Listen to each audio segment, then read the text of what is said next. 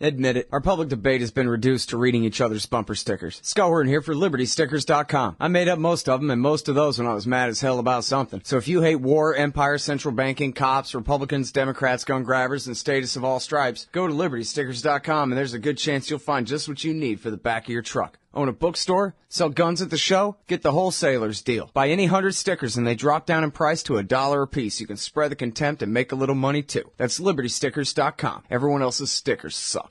Alright, y'all, welcome back to the show. I'm Scott Horton. This is my show. ScottHorton.org is the website. We're also on No Agenda Global Radio, NoAgendaStream.com, TalkStreamLive.com, etc., etc., etc. And first up today is Gabriel Sukenik. He is, I previously worked for the National Right to Work Committee and the Ron Paul presidential campaign, and currently he is the director of Coinapult at coinapult.com, and also check out bitinstant.com. Welcome to the show, Gabriel. How are you doing? Hey, good morning. Doing well. How are you? I'm doing great. I appreciate you joining us today. So listen, I was hoping you could teach us some things about Bitcoin. Let's start with, maybe we can go back and sort of fill in some gaps. But let's start with the news. The national government came after you, but then I went to Mt. Gox, and I saw that the price didn't seem to have fluctuated all that much for having the national government come after you. So I was just hoping you could, fill us in on what's going on there and what's the reason. Yeah, absolutely. So Mt. Gox, which is one of the largest Bitcoin exchanges that currently exists, they have, accounts that are all across the globe, so they have customers from all over. And one of their, maybe even a handful of their U.S. Bank accounts are basically, Mt. Gox right now is not registered as a money transfer business in the U.S. I'm sure Mt. Gox is going to be looking very, very closely at their U.S. bank accounts now to try and make sure that they do fit within U.S. regulations so they don't have to worry about their bank accounts getting shut down. But definitely the U.S. government is keeping a close eye on companies that are now involved in Bitcoin. You're telling me that the Mt. Gox guys, it wasn't that the feds were really going after Bitcoin to destroy it and that was their first step or something, but the Mt. Gox guys that actually just overlooked crossing a T, dotting an I, and they got called out and they fixed it and now it's okay? Well, they haven't quite gone all the way and fixed it. So, their account is still, their Dwala account in the U.S. is still shut down. But it's certain, right, the U.S. government isn't saying, okay, we're shutting down Bitcoin. They are saying they're going to keep a very close eye on the exchanges, which, as libertarians like you and me, I think, that's something we can expect. Yeah, certainly. I mean, well, do you know what sort of laws existed, like in what way do the legal tender laws apply or whatever, the way the law existed before Bitcoin was invented? Is there a danger that they'll be able to take existing law and use it against you or not? Oh, well, I mean, to some extent they already are, making sure that they're basically saying as long as you can convert Bitcoin back and forth to ordinary government currencies, once you make that conversion back into U.S. dollars, that's kind of their regulatory turf. So they're going to be keeping a very close eye on exchanges that are going back and forth from fiat currency to Bitcoin currency. So to me, that's kind of just to be expected of the U.S. government. Certainly not something I would prefer. But, the U.S. government does claim to have authority over any sort of money transmission that happens within the United States. So basically any sort of banking service where dollars are being transported, they want to make sure that they have regulatory power over. Of course, yeah. All right, so now let's talk about the price a little bit, because as I was saying, the price didn't seem, and look, I'm not the closest Hawkeye on this question or anything, but it didn't seem to me like the price fluctuated very much when Mt. Gox was back online. It was just the same as it was before, no? Yeah, it certainly wasn't too bad. When the news first hit, I think we went from about, call it $120 to about $105. Okay. So there was certainly some volatility that came. But we've already seen a bounce back from 105 to, I think we're at about 118 or 119 right now. Mm-hmm. So I think people are starting to catch on that when there's this, kind of forced selling and people just get scared, that it's almost an opportunity to just step in and buy Bitcoins for cheap. Right. And Mt. Gox, of course, isn't going to be the only exchange on the planet. There's going to be lots of other places where people can buy and sell Bitcoin. Right. So even if Mt. Gox blew up tomorrow, there's still going to be solutions for how people can buy and sell Bitcoin. Mm-hmm. Okay, now, what is it, a month ago or something, Bitcoin hit their high of 200 and what? It was about 266, I think. Wow.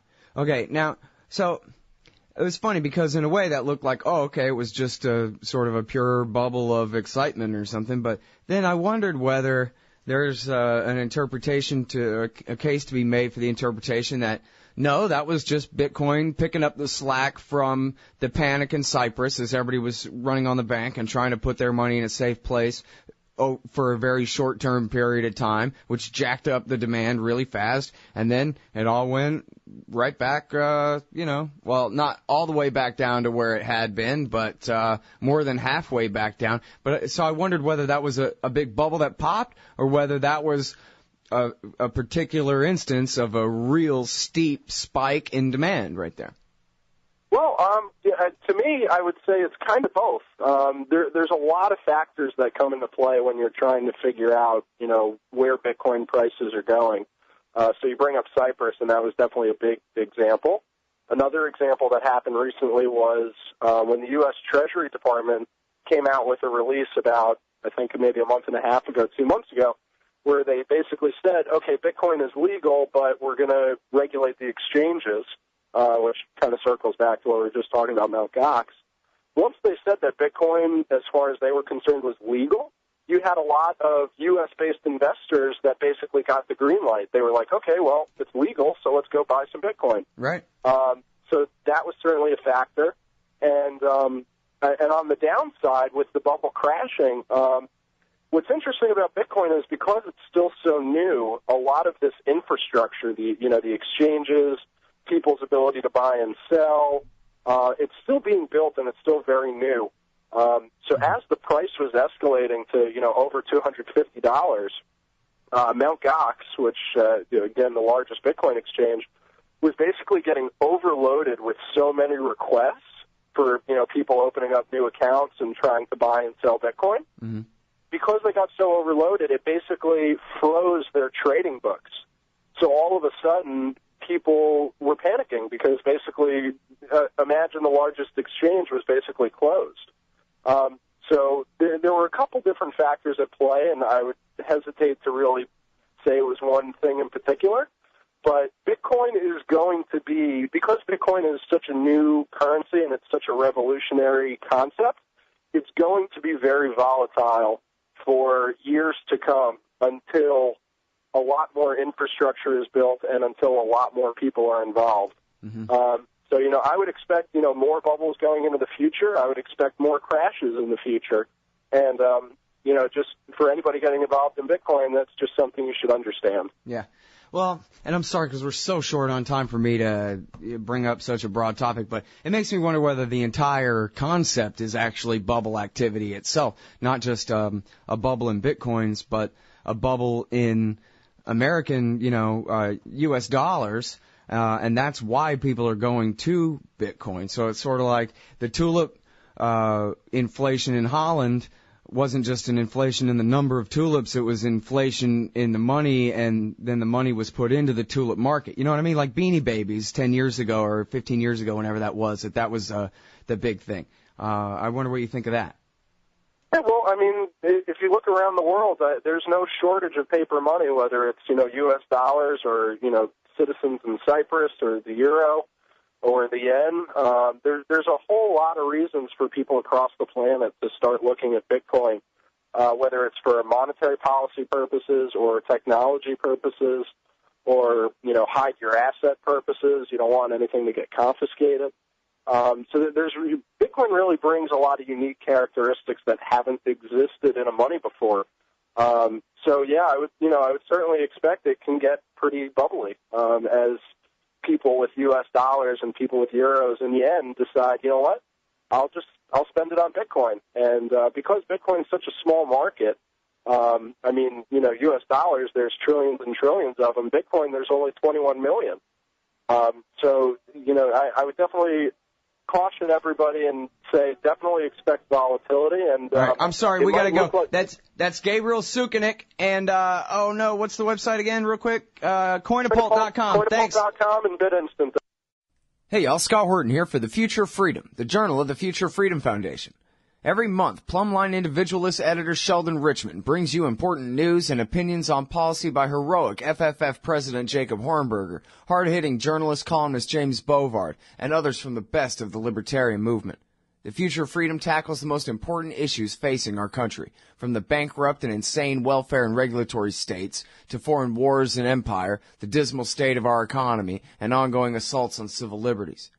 This society needs peace and freedom for prosperity to prevail. Subscribe to the Future of Freedom in print for just $25 a year or online for $15 a year at fff.org/subscribe. And hurry up, because this summer they'll be running my articles about the wars in Libya, Syria, and Somalia in the Future of Freedom too. That's fff.org/subscribe for the Future of Freedom. And tell them Scott sent you. Oh man, I'm late.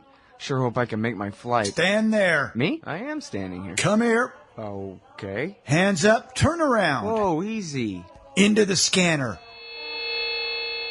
Ooh, what's this in your pants? Hey, slow down. It's just my... Hold it right there. Your wallet has tripped the metal detector. What's this? The Bill of Rights? That's right. It's just a harmless stainless steel business card-sized copy of the Bill of Rights from SecurityEdition.com. Therefore exposing the TSA as a bunch of liberty-destroying goons who've never protected anyone from anything.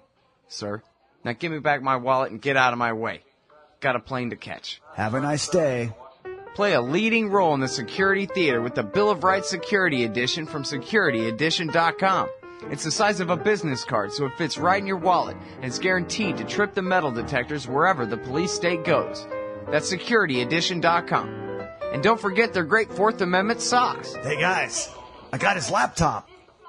Hey, y'all, Scott Horton here for WallStreetWindow.com. Mike Swanson is a successful former hedge fund manager whose site is unique on the web. Subscribers are allowed a window into Mike's very real main account and receive announcements and explanations for all his market moves. The Federal Reserve has been inflating the money supply to finance the bank bailouts and terror war overseas. So Mike's betting on commodities, mining stocks, European markets, and other hedges against our depreciating dollar. Play along on paper or with real money, and then be your own judge of Mike's investment strategies. See what happens at WallStreetWindow.com.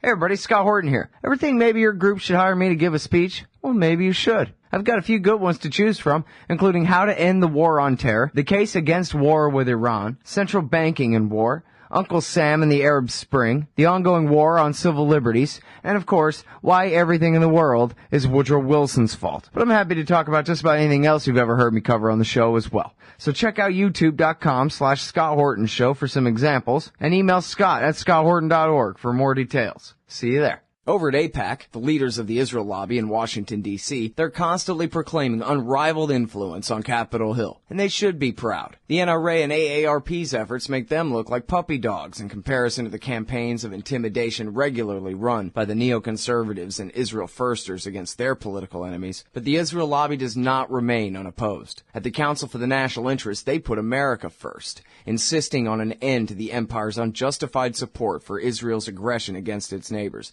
and those whose land it occupies, and pushing back against the lobby's determined campaign in favor of U.S. attacks against Israel's enemies. CNI also does groundbreaking work on the trouble with evangelical Christian Zionism and neocon-engineered Islamophobia and drumming up support for this costly and counterproductive policy. Please help support the efforts of the Council for the National Interest to create a peaceful, pro-American foreign policy. Just go to councilforthenationalinterest.org and click Donate under About Us at the top of the page. And thanks.